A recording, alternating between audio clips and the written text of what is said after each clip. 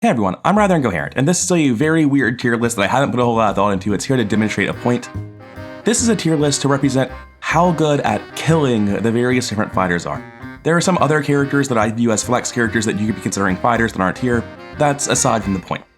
You could also argue a lot about where things go, but in my opinion, the worst fighters are definitely these three. I think Calvin, you could argue, deserves to be up here because his stat line when he's actually having to fight bosses will be much higher. I think green fighters, Rita and Joe, are decidedly worse at boss killing, and that's what this is for specifically. How well does a character deal with a huge pileup of enemies? How well does a character deal with the boss spawning? That's why you're going to see Nacho right here at the top, and I would say that he is tied with Tony, but he's still at the top all the same. Then you get into our A tier. I would remind you, there is no D tier here. I don't think D tier is a thing in Arkham Horror. I think all the characters are functional. I don't think anyone is truly bad. I think D tier can exist in relative terms. D tier can mean there is no reason to play this character over somebody else, but even a D tier character can do their job, which is why Skids gets to not be in D tier. Anyway, after you get past these people that all have obvious problems when it comes to dealing large amounts of damage rapidly, Silas gets to be an A tier due to his raw consistency. He's still not dealing damage particularly quickly, but he will very reliably be dealing the damage he does deal. In addition, thanks to his foot and his access to very good sources of soak, dying isn't really a real concern he should have. Then you have the Mystics, who are able to deal big chunks of damage very effectively, but their movement might be bad enough to cost them some actions in the fight, and they could suffer some problems. They don't really have that much going for them beyond just like big damage abilities. Then you get to our blue characters with beat cops and flamethrowers and really nothing else in particular unique to them. These three characters really are just four-fist guardians. Nothing in their card pool really makes them better at fighting aside from Zoe Samara's getting Spectral Razor, I guess. Which is why I put her above the other two. And I put Tommy at the bottom because he'll bait you into running Becky instead of the flamethrower. But these three characters are just how good being a four-fist guardian is.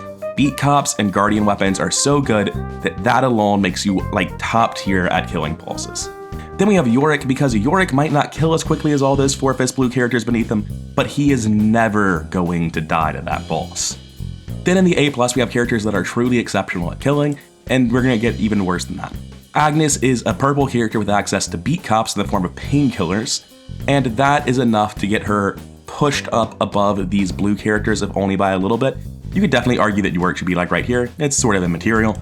Then you have Leo Anderson, who unlike all the other blue characters gets Leo DeLuca and haste and just gets to attack more often. But I've still put Mark above him on the basis that Mark is going to be more reliably set up, less likely to be interfered with by the Mythos deck during the fight. I just think the fact that Mark sets up much faster thanks to his inherent draw, combined with his resilience in the Mythos deck, still puts him ahead of Leo. I feel like Leo has a much higher chance of still being in setup when the ball spawns than Mark Harrigan ever does. But then we get to the S tier characters, because Mark's thing isn't that he kills exceptionally well, he does, but he isn't really much better at killing people than everyone else. He's basically just up a fist unless he's tapping Sophie for accuracy, which he almost never is. The people above him have abilities that actually just give them more damage. Daniela Reyes will just deal an extra damage a turn at worst, in addition to being able to run an invincible setup like Will Yorick. Lily Chen is able to use her foot discipline to attack 5 times in a turn, twice normally, and then with her foot discipline, she can do like Spectral Razor, Sweeping Kick, Cyclopean Hammer. It's just very strong and gives her a lot more burst damage than most of their characters. But more reliably than that, Tony Morgan just gets an extra action to fight with, which is pretty good. In addition, he's a green character, so he's very likely running haste for another extra action. It would be unsurprising to see a Leo DeLuca or a Black Fan for maybe another action or 2 on him. And there's always the hilarious Tony builds where you run the stopwatch. You shouldn't run the stopwatch, but if you just want to bank your dead turns to stab more when enemies show up, that's funny, go for it. And then at the top of S tier we have Nathaniel Cho, who has the incentive to build a deck filled with fighting events that no one else has. And not only does he have the incentive to do it, making him better at fighting in the first place, but because now he's justified running this deck, he's the only person where the boss is going to show up and he's like, yeah, I got 2 1-2 punch 5s in my hand and a sweeping kick. Nathaniel Cho will probably kill a mini boss the turn it spawns every single time, on like the first action. Now, I've quickly gone over why I've ranked these in the order I have, and again, it's sort of immaterial, I haven't put a lot of thought into this. I want to talk about what this means. Because this is not remotely close, I think, to how people would end up ranking a tier list. You can see like a general trend of better characters being higher, I think, but like Roland and Tommy and Zoe being above these three, I think is a little bit weird. I think that the top part here is just all out of order, especially Nat Show being this high. And I want to talk about why that is. Because you would think, logically, that the best fighters rank higher on the tier list. A fighter's job is primarily to deal with enemies, and if you're the best at killing bosses, the best at dealing with enemy cascades, wouldn't that imply that you're the best fighter and therefore going to rank the highest on the tier list if that's the main job? But the reality is, you are probably on most tier lists going to see Nat Show somewhere around the bottom of A+, the top of A. And you might see Mark in S. Madmen like me might put an Agnes in S, but I think no one is putting Lily or Daniela in their S tier. And that's what gets really weird for me. That's the thing that I want to talk about today. Because why is it, if all these other characters are comparably good at killing, if Nat Show and Lily Chen and Daniela Reyes live up here, how come Tony's the only one that gets to live there on an actual tier list? Because I think most people agree that these characters are pretty similarly good at killing. At the very least, they agree that Nat Show is as good. I think a lot of people will put Mark here in terms of killing power, but still not rank him there on their tier list. And it comes down to a sort of fundamental problem in the game. If you take a character like Amanda Sharp, she gets far more clues than anyone else in the game. She is the fastest clue getter there is. I haven't done the math on what an average Amanda game looks like, but to say that on average she plays 2 deduction level 2s per turn is probably just about right. She is disgustingly fast in terms of how quickly she gets clues. And with clue finding, the more clues you get, the better. There's no upper limit. The faster you go, the faster the game finishes, the better and safer it is for your team.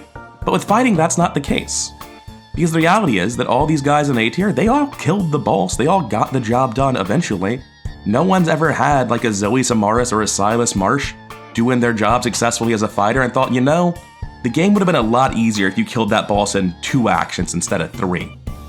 Because it just doesn't matter. No one cares that Nathaniel Cho did it in 1 action when the mini-boss spawned, but Zoe Samaras with a machete and a survival knife chopped 3 times in her turn and survival knife during the enemy turn, and then the mini-boss died. Because the reality is, Nathaniel Cho didn't do shit with those other 2 actions. All he does is fight.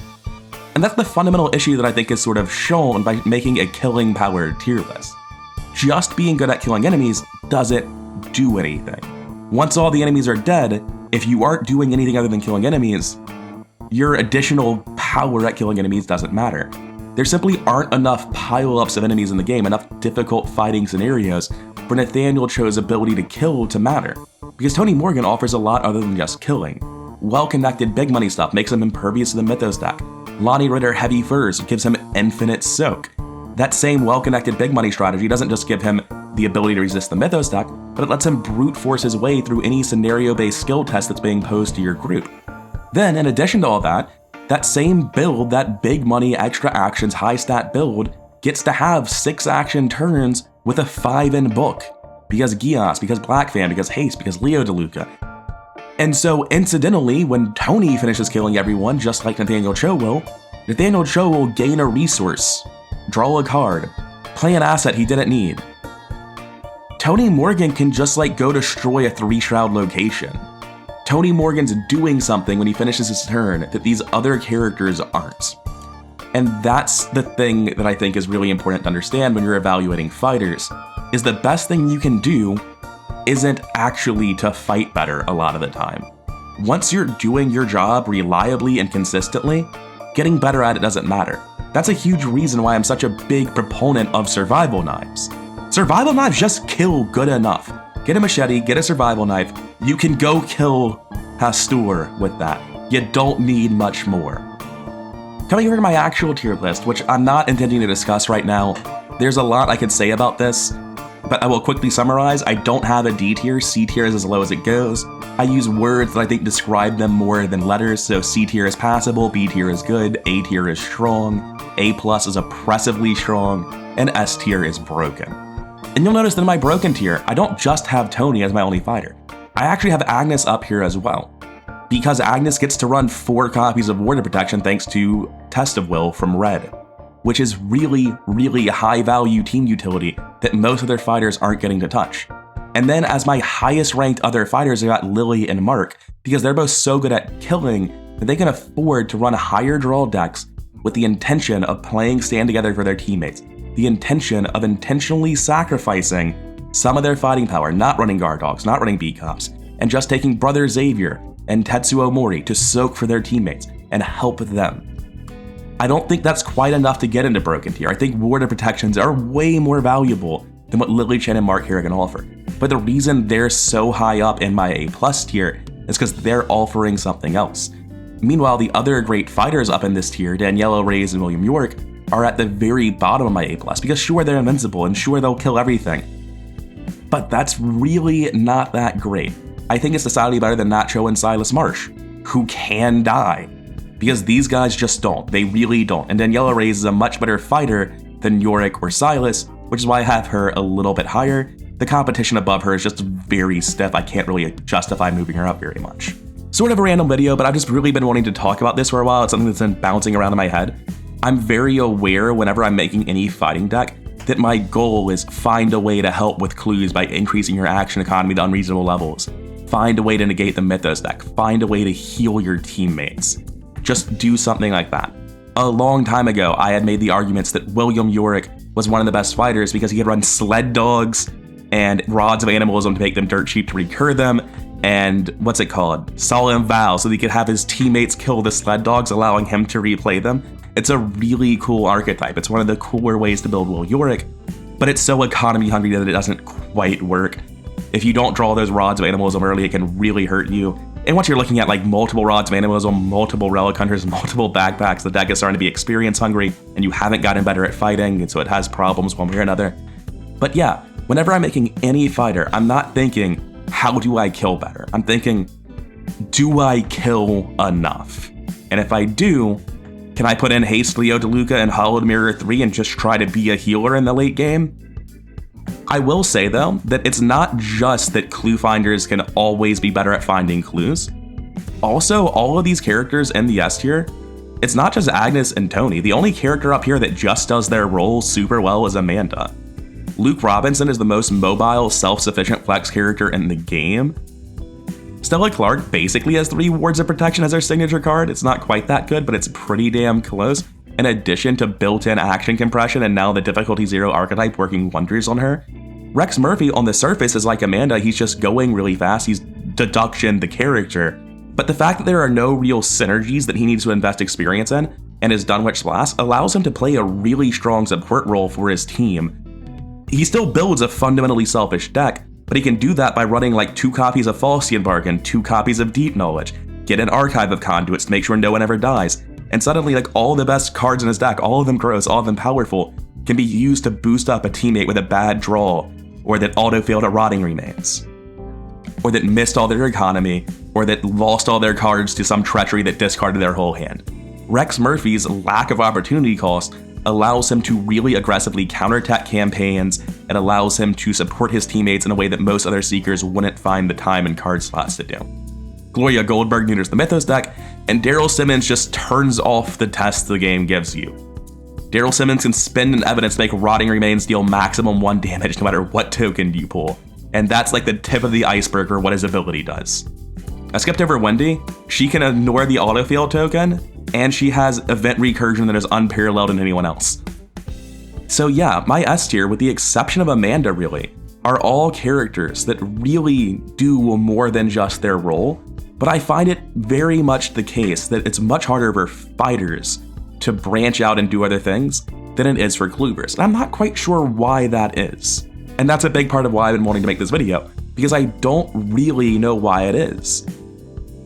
So I'm gonna go ahead and wrap up the video here. I'd rather go here. Hope you enjoyed listening to me about why you need to branch out of fighting if you want to be the most powerful fighter you can be.